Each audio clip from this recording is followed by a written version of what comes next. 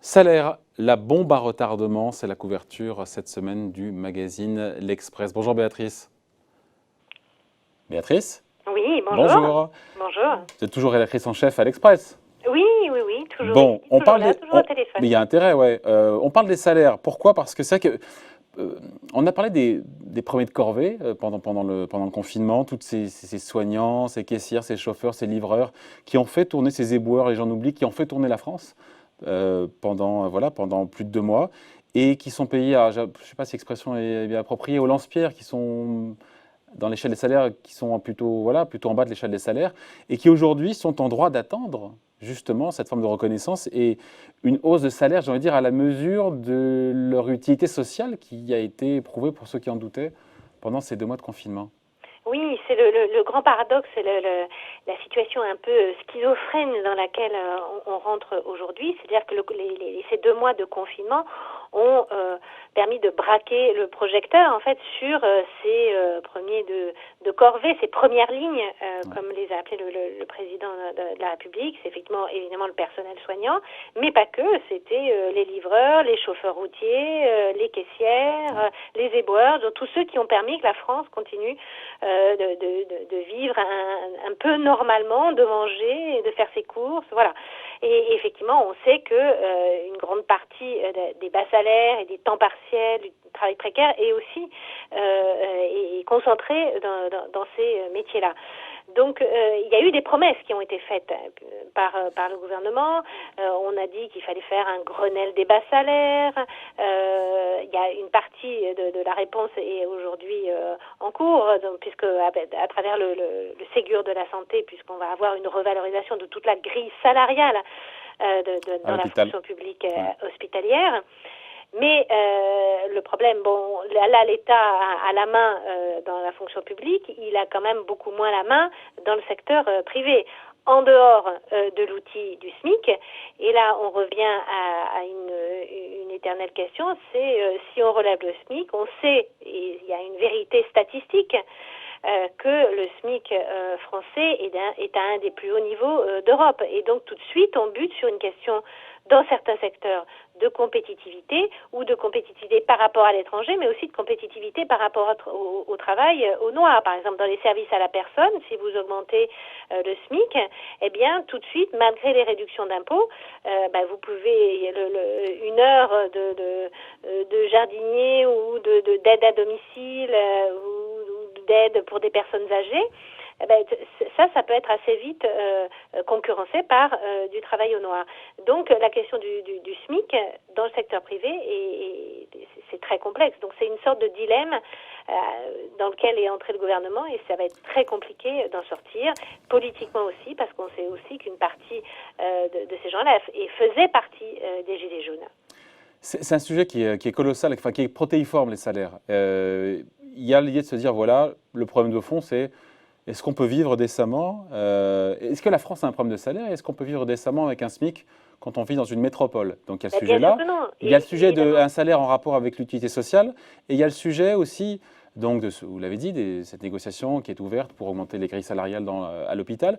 Mais dans le privé, c'est une autre musique qu'on entend aujourd'hui avec des entreprises. On a eu le cas d'Erichbourg qui parle de supprimer le 13e mois, de Ryanair qui veut baisser les salaires de 10% des stewards et des hôtesses. On a l'équipe, le quotidien L'équipe, qui veut baisser les salaires temporairement, demander des baisses de salaires temporaires pour passer la crise, faire le gros dos. Donc là, on parle de ce sont des sujets qui sont c'est plus il y a plusieurs points. Il y a la hausse, il y a la baisse aussi. Bien sûr, il y a plusieurs points dans ce que vous dites. Effectivement, la question du salaire minimum et des bas salaires, elle ne se vit pas de la même manière si on habite en banlieue parisienne ou si on habite à Châteauroux ou à Limoges, parce que vous avez un poids des dépenses contraintes et notamment un poids du logement qui est bien plus important. Et cette question du logement en France est sans doute plus sensible que dans d'autres pays. C'est pour ça que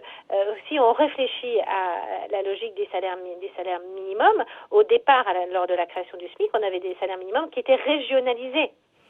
Ça a été supprimé par la suite.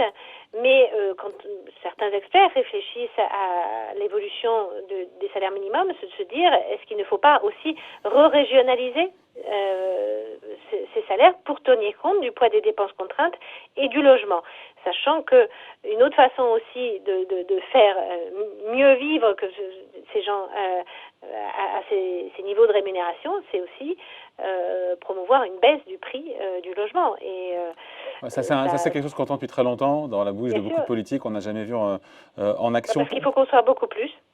Évidemment, évidemment. Voilà. Pourquoi bombe à retardement? Parce qu'il y a à la fois cette logique de revalorisation salariale d'un côté, donc pour le gouvernement, de revalorisation salariale, encore une fois, de ces métiers parce que le gouvernement exposés, voilà. et de l'autre, des baisses de salaire potentielles dans les boîtes en difficulté. Parce qu'il y a cet effet de ciseau qui est terrible, à la fois une demande et une attente de ces premières lignes, à juste titre, en disant ils ont été là, on a reconnu leur utilité sociale et qu'il faut qu'ils soient mieux rémunérés, et de l'autre côté, une vague sans précédent de faillite, notamment dans des PME et des ETI, où on voit bien il y a l'arbitrage emploi-salaire va être terrible, et le gouvernement qui commence à dire bien sûr il faut encourager ces accords de compétitivité ou ces accords de performance dans lesquels il y aurait accord entre les actionnaires, la direction et les syndicats de salariés sur pourquoi pas baisser les salaires, enlever un 13e mois, une prime, un bonus, et aussi réfléchir à la durée, au temps de travail. Donc ça va être extrêmement compliqué, sachant que dans ces cas-là, il y a toujours des profiteurs de la situation où finalement c'est pas mal de profiter de la situation pour se dire on remet tout à plat et on enlève un 13e mois, voilà. Ouais, sachant que le gouvernement a ouvert donc on a dit des négociations à l'hôpital, est-ce que c'est pas aussi un peu quelque part la boîte de Pandore qui est ouverte parce qu'on se dit que le reste du secteur public va peut-être aussi demander le même traitement? Bien sûr, alors c'est évident qu'il va y avoir tache d'huile. Là, on va avoir une revalorisation de toute. Ce n'est pas simplement les infirmières et les médecins, c'est toute la grille salariale de la fonction publique, donc aussi les brancardiers, les psychomotriciens, les kinés. Voilà, c'est toute la fonction publique hospitalière qui va voir sa grille salariale révisée, et ça aura des conséquences. Et c'est en train de ces négociations sont regardées de très près dans l'éducation nationale. Car on sait bien aussi, quand on regarde les comparatifs qui ont été faits par l'OCDE, c'est un peu la même chose pour les professeurs et les enseignants, que les écarts de salaire sont aussi très importants entre la France et le reste de l'Europe. Donc, et là, il y avait déjà, avant le corona, au moment de la négociation des retraites, rappelez-vous, la question des salaires était revenue sur la table. Ouais. On ne pourra pas non plus, notamment dans le cas des enseignants, la séparer de la question des missions et du temps de travail. Donc ça ouvre des chantiers de négociation incroyables.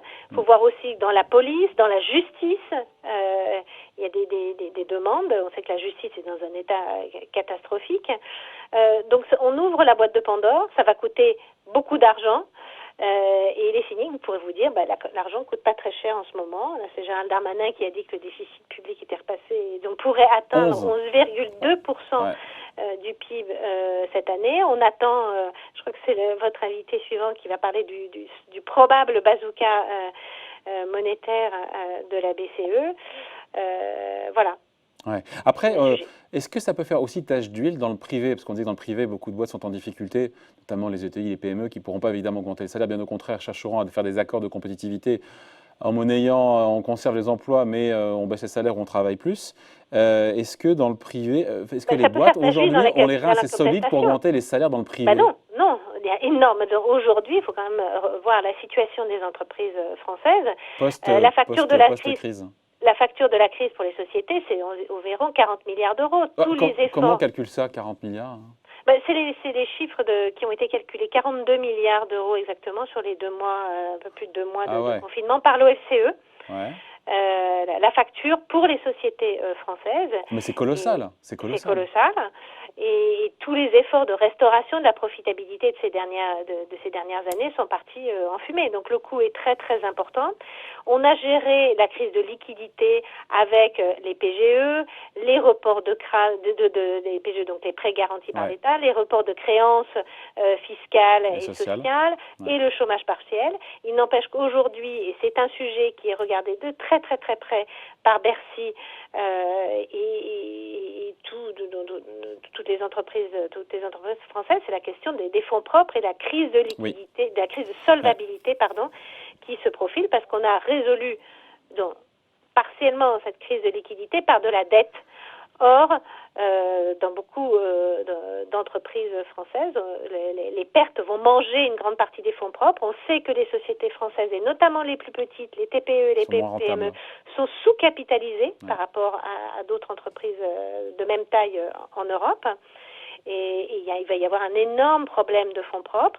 Alors, dans des entreprises qui peuvent être attirantes et séduisantes pour des fonds d'investissement qui ont des liquidités, ces fonds d'investissement vont pouvoir donner du capital et des fonds propres en retour de rentabilité, mais c'est pas le cas de l'entreprise du Chmou qui est au fin fond de la Lozère et qui emploie 4 salariés. Donc cette question des fonds propres, il va falloir absolument que... Mais le dossier explosif, il est sur les salaires. D'un côté, pris entre deux feux pour le gouvernement, d'un côté les revalorisations et puis de l'autre côté des sociétés du privé qui vont devoir chercher à réduire leurs coûts, peut-être à baisser les salaires. Et politiquement, ça va être extrêmement compliqué puisque on voit bien que la colère est toujours là, que ce qui avait été présenté pour gérer la crise des Gilets jaunes n'a pas imprimé dans l'opinion publique. Et que ce brasier social ne demande qu'à s'enflammer, surtout si les jeunes aussi sont les oubliés des plans de relance. Un dernier point, juste Béatrice, j'ai lu votre article et votre papier, vous dites que les chiffres en gros macro nous renseignent sur le fait que les salaires français ne sont pas plus bas qu'ailleurs. Après, la question qu'on se dit, mais pourquoi autant de fins de mois difficiles pour beaucoup de Français quand on se compare aux autres? Par le poids des dépenses contraintes. Ah, les fameux abonnements, les trucs, les machins. Oui, logement. Surtout. Donc, on revient au logement. Il faut se rendre compte, en fait, du poids du logement dans les dépenses contraintes, poids du logement qui est plus important qu'ailleurs. Voilà, ça a l'air la bombe à retardement, c'est à lire cette semaine, évidemment, dans l'Express. Bonjour et merci beaucoup, Béatrice, et au revoir. Au revoir. Salut.